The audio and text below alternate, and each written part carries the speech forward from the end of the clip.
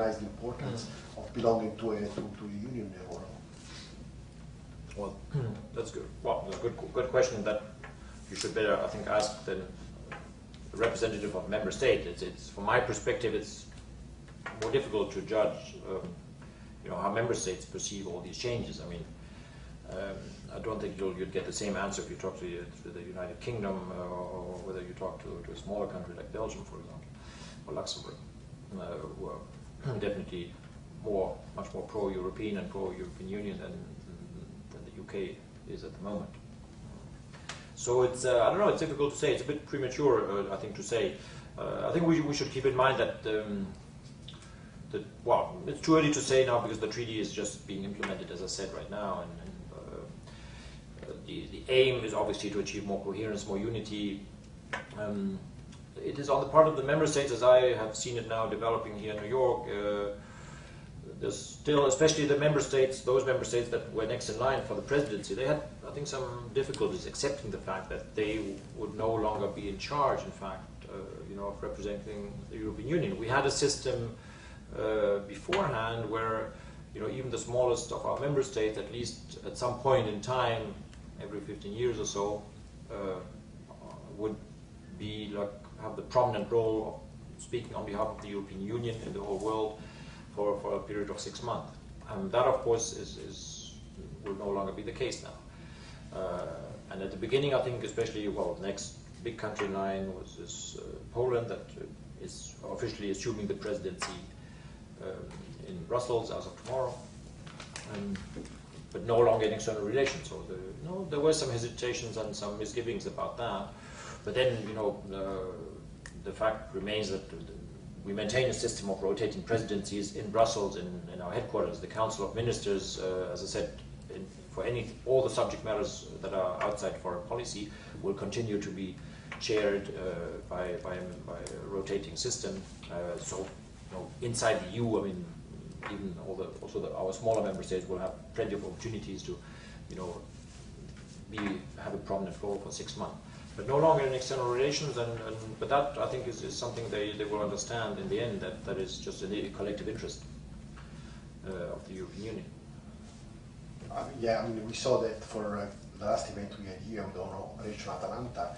In foreign actions, it's much more important to coalize, otherwise we get somehow marginalized, I think. Exactly. Any other questions or comments? Yeah. Please, please use the microphone, then everybody can hear. You say that the representative it's appointed, but from who? It's a decision by the European Council. So Ms. Ashton has been appointed by a collective decision of the heads of state and government of the European Union. So they're not elected; they're just appointed by the heads of state. There's no way they can be elected, because this is somebody that really somebody decide that will be the kind of prime minister or whatever, not really the people. Well, as far as I know, in many national governmental systems of the European Union member states, the ministers are not elected either, or the heads of government. They are the systems vary. I mean, in some member states you have, of course, direct elections, like in France, for the president, but that is not the case for all member states either. So I don't see this is a realistic or an avenue. This is not really being discussed, I think. I mean, nobody has questioned the legitimacy of Catherine Ashton or previous representatives because they were not directly elected. I mean, that's why we have a European Parliament that is directly elected, whose role is also to supervise what Catherine Ashton, for example, is doing, and the European Parliament takes that role very seriously. She has to appear before the Parliament in regular intervals and report back on foreign policy matters, and otherwise the European Parliament, of course, is very much involved in the legislative process.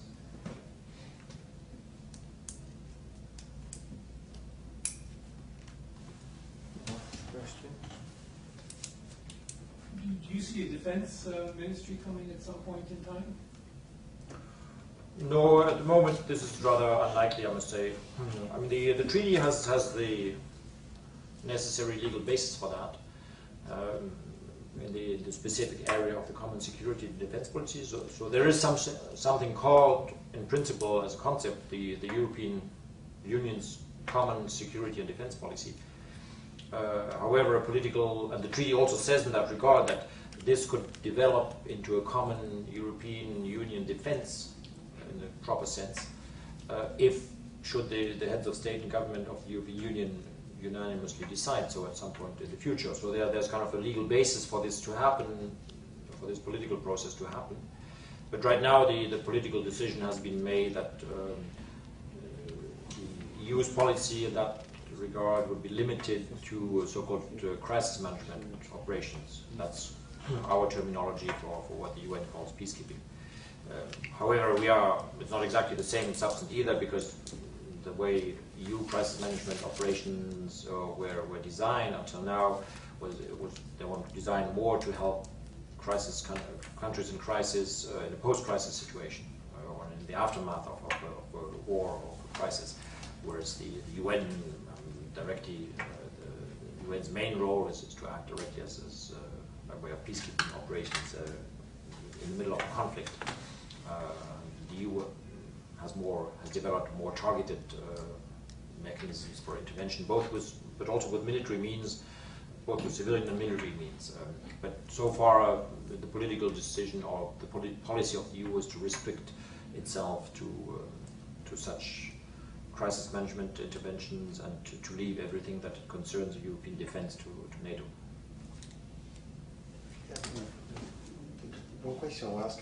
Do we have, I heard about the solidarity clause, though. That means that even in this regard, still, if a country of the EU gets in a unstable situation of danger in the defense sense, all the others would intervene to protect it somehow. So is there something in the treaty now? Because before was the case, I know. That's very important, I think, solidarity. Yeah. No, there still is, and so there would be a legal basis for that. But that is then, maybe that is a situation indeed that potentially is close to a common defense type of situation. But the means are there, or it is foreseen, but it's still different conceptually, I think, from developing a coherent, defense policy in common.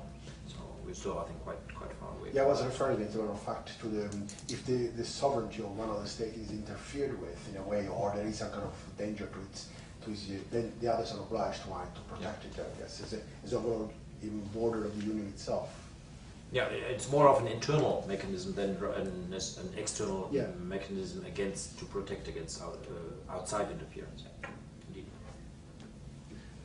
Yeah, the other question is, I saw in the past a nation, like example mine, Italy, or other like France, they acting differently of the United European community. How Catherine in this case will react if this will happen again?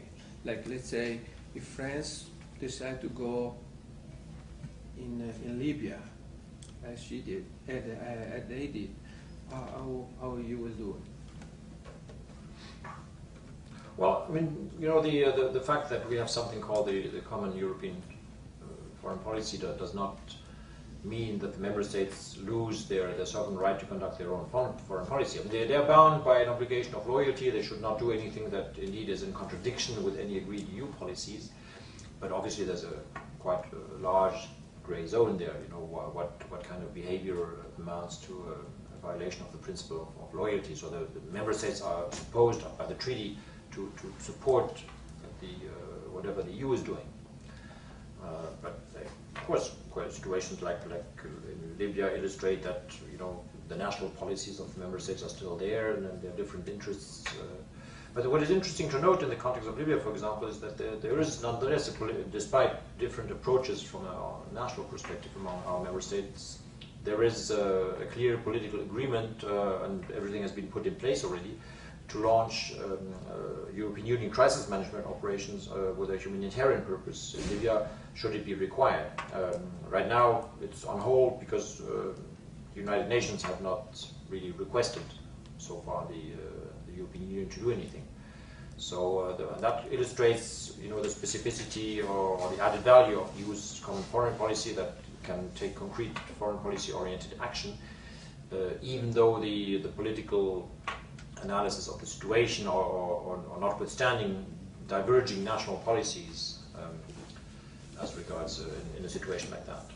Obviously, the situation in Libya has like many facets and many components. So, the fact that some member states take a more active role than others does not mean that the EU cannot do anything on its own in a collective manner.